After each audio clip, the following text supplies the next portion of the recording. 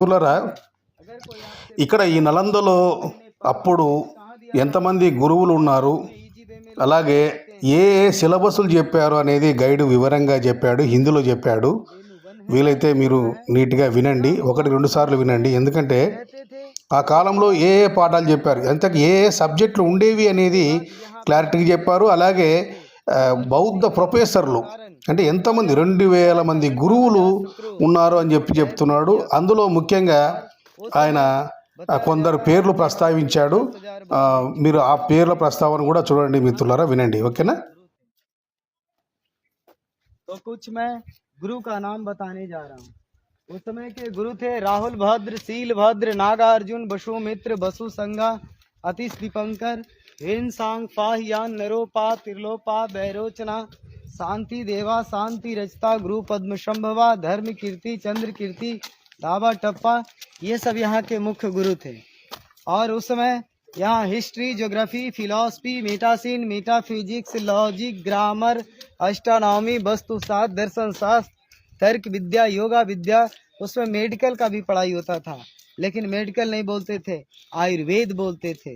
शल्य चिकित्सा, सर्जरी, जो कि बताया जाता है कि बख्तियार खिलजी का यही इलाज भी हुआ था।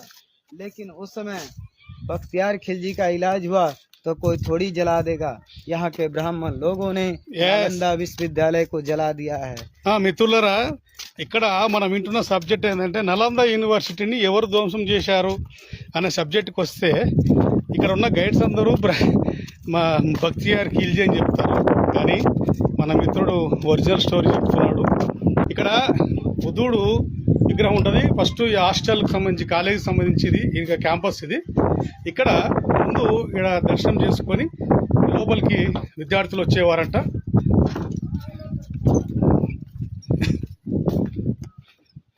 ఈ విద్యార్థులు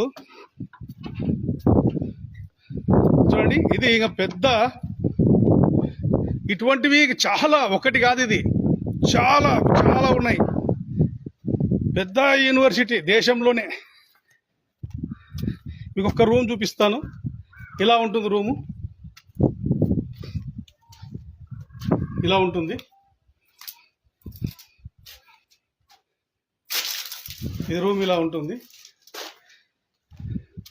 ఇలాంటి రూములు ఇక్కడ సుమారు అంటే 100 ఉన్నాయో ఎక్కువనే ఉన్నాయో. ఇలా చూసుకుంటే, ఇక్కడ నుంచి చూసుకుంటే ఆ లాస్ట్ నుంచి సరౌండింగ్ ఇట్లా పోతే అక్కడ నుంచి ఇక్కడ వరకు చూసుకుంటూ వస్తే ఇది కేవలం ఒక విహారం. అంటే ఒక స్టడీ పర్పస్ సంబంధించిన దీనికి ఇది ఏదైనా ఒక సబ్జెక్ట్